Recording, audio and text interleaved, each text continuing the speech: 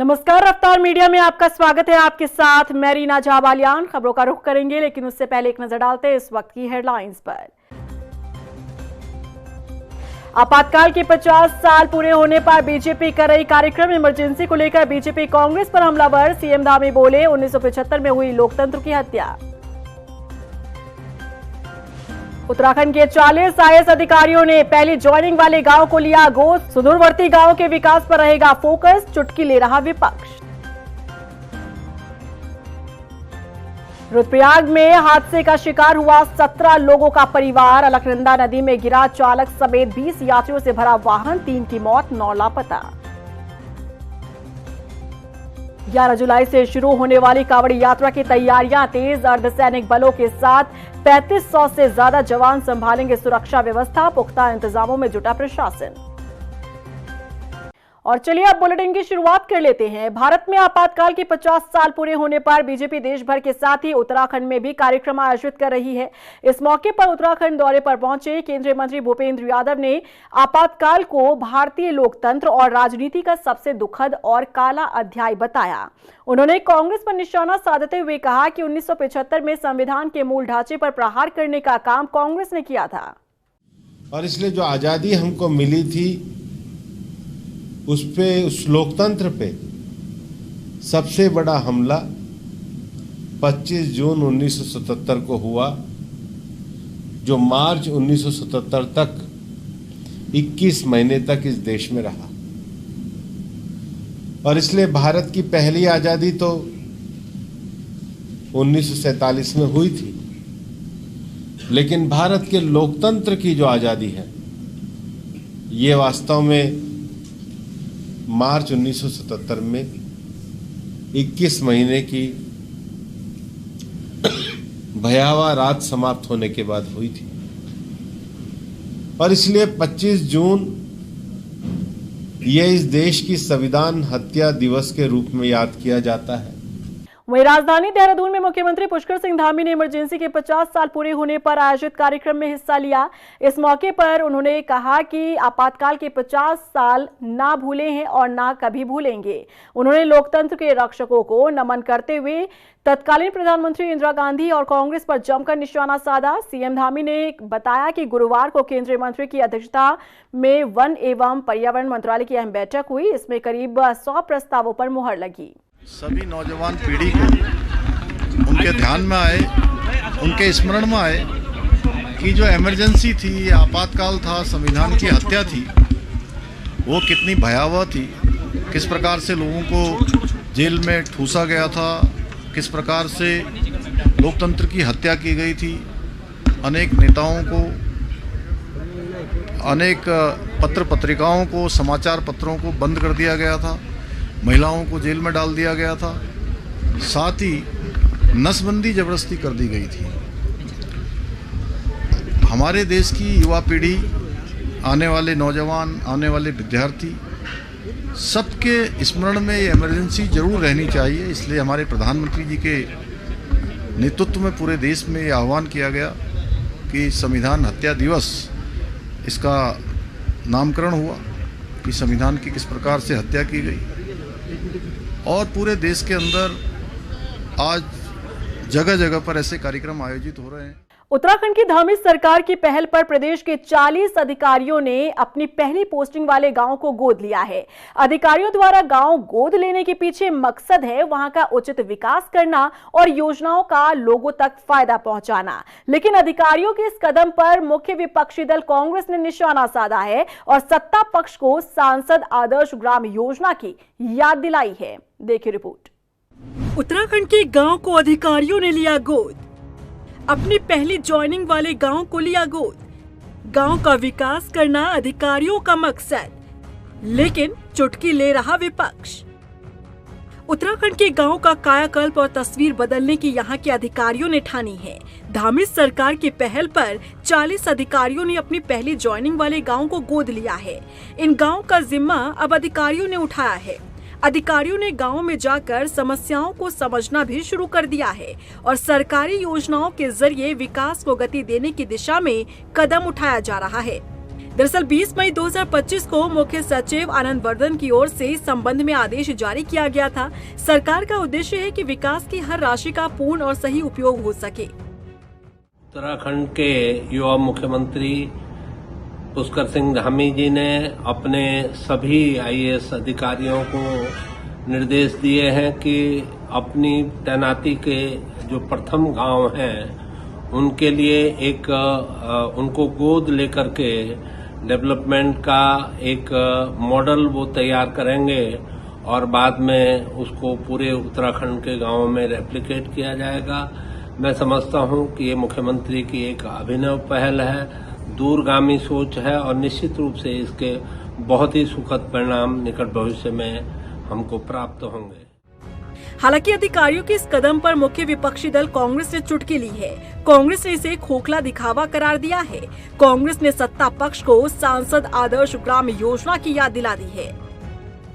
तो मुझे लगता है अगर सांसदों द्वारा गोद लिए गांव इतने आदर्श होते तो G20 समिट में आप सबको याद है इन्हें आर्टिफिशियल रिकंस्ट्रक्ट नहीं करना पड़ता, गांव की इमेज को, गांव की चीज़ों को एक अलग जगह पर नहीं बनाना पड़ता। वो उन आदर्श गांव में से एक जगह लेके जो है G20 के जो मेंबर्स, जो रिप्रेजेंटेटिव थे उन्हें जाते। तो भारतीय जनता पार्टी कहती कुछ और है, करती कुछ और है। अगर धामी जी ये कार्य करके दिखा देंगे कि हर जिले में 2 ऐसे आदर्श गाँव लेके आ जाएंगे तो मैं कहती हूँ हम उनको साधुवाद देंगे, धन्यवाद देंगे, लेकिन मुझे पता है वो ऐसा कर नहीं पाएंगे।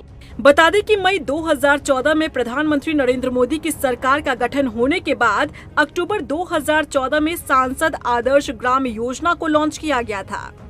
इस योजना के तहत देश के सभी सांसदों को अपने अपने चुनाव क्षेत्रों में पहले एक गांव को गोद लेना था। 1 साल के भीतर गांव का विकास एक मॉडल गांव की तर्ज पर करना था। लेकिन इस सांसद आदर्श ग्राम योजना के तहत गांव का कितना विकास हुआ, कितनी तस्वीर बदली, इतने सालों में अब तक कोई भी रिपोर्ट नहीं पेश की गई। यही कारण है कि उत्तराखंड के गांव को अधिकारियों द्वारा गोद लेने के कदम को मुख्य विपक्षी दल दिखावा बता रहा है। हालांकि देखना होगा कि अधिकारी अपने गांव की कितनी तस्वीर बदल पाते हैं। रफ्तार मीडिया के लिए देहरादून से सुशांत सिंह, अशोक कुमार के साथ ब्यूरो रिपोर्ट। उत्तराखंड के रुद्रप्रयाग जिले में एक बड़ा हादसा हुआ। केदारनाथ से बद्रीनाथ जा रहा टेम्पो ट्रैवल अलकनंदा नदी में जा गिरा। इसमें 20 लोग सवार थे जो बद्रीनाथ दर्शन के लिए जा रहे थे। इस हादसे में 3 लोगों की मौत हो गई है तो वहीं 9 लोग अब भी लापता हैं। देखिए रिपोर्ट। उत्तराखंड के रुद्रप्रयाग में बड़ा हादसा। बद्रीनाथ जा रहा टेम्पो ट्रैवलर हुआ हादसे का शिकार। अलकनंदा नदी में गिरा यात्रियों से भरा वाहन, कई की मौत, कई लापता। उत्तराखंड के रुद्रप्रयाग जिले में गुरुवार सुबह बड़ा हादसा हो गया। केदारनाथ से बद्रीनाथ जा रहा टेम्पो ट्रैवलर अलकनंदा नदी में जा गिरा।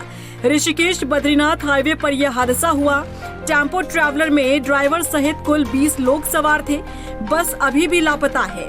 वहीं इस हादसे में 3 लोगों की मौत की खबर है तो वहीं अभी तक 9 लोग लापता हैं, जिन्हें ढूंढने के लिए रेस्क्यू ऑपरेशन लगातार जारी है।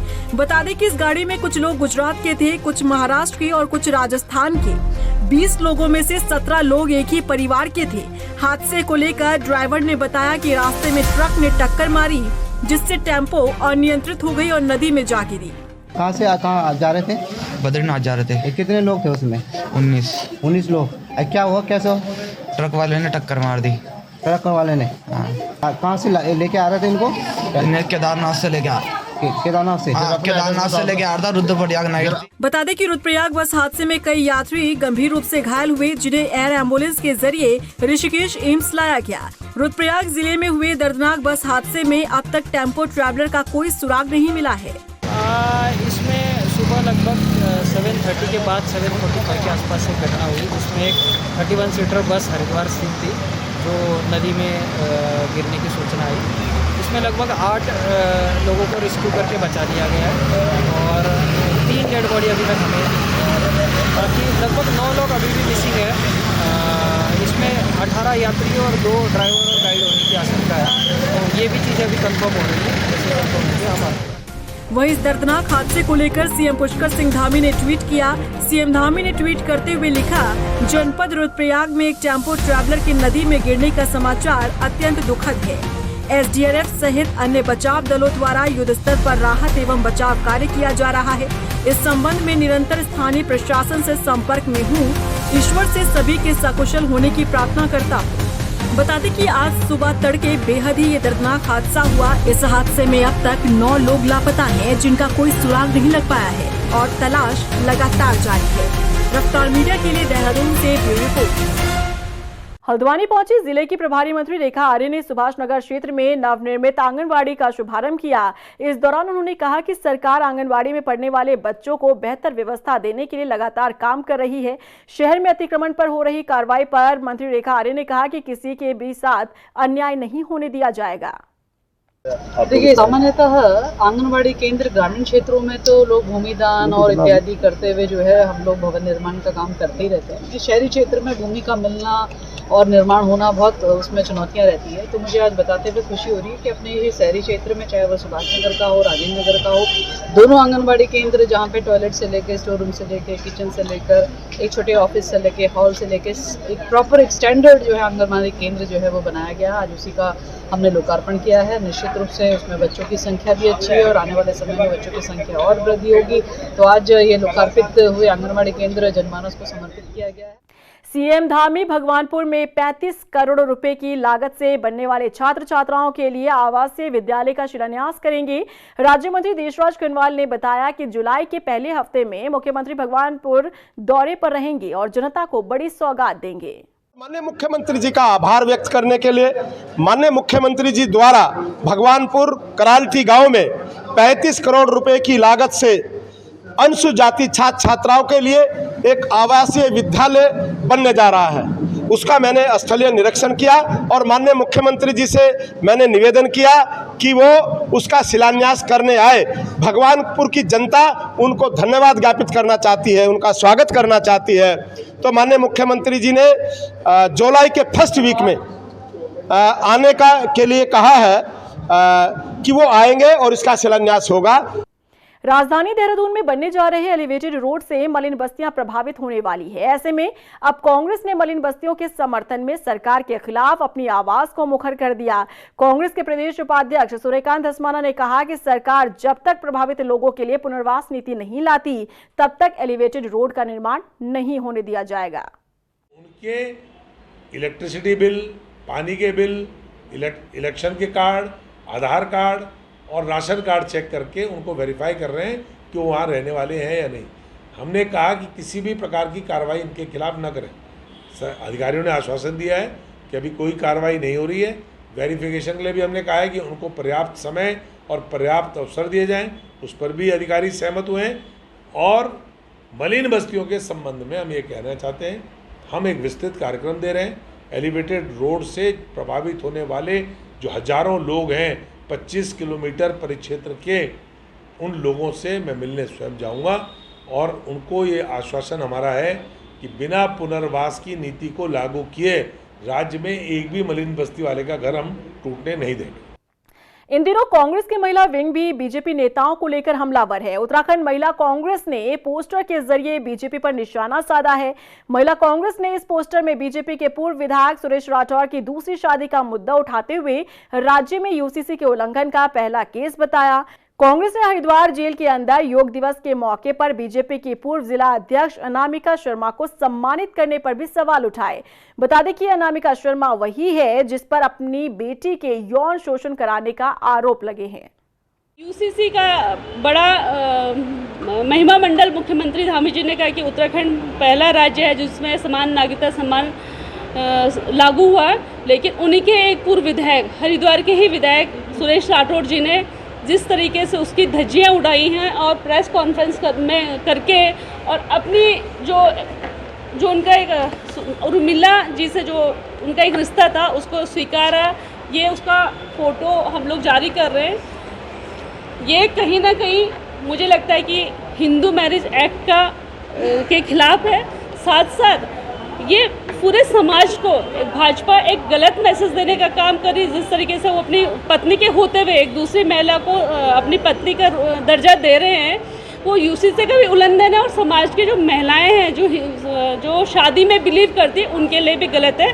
राजधानी देहरादून में NH-74 घोटाले के आरोपी PCS अधिकारी DP सिंह के आवास पर ईडी की छापेमार कार्रवाई हुई। बता दें 2017 में NH-74 में करोड़ों रुपए के घोटाले का मामला है। जमीनों को खुर्द-बुर्द करके करोड़ों रुपए की धोखाधड़ी की गई थी, जिसकी जांच चल रही है और जांच के दौरान किसानों को मुआवजा देने के दस्तावेजों के साथ ही बैंकिंग दस्तावेजों को ईडी के अधिकारियों ने खंगाला और सुरक्षा के मद्देनजर पुलिस जवान भी तैनात रहे।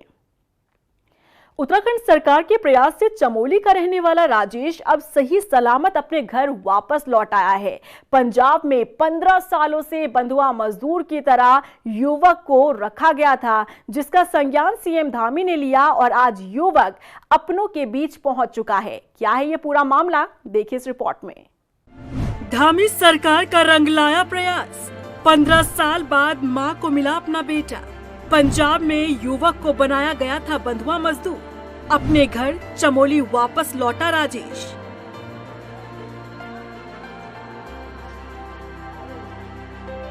ये भाई आपका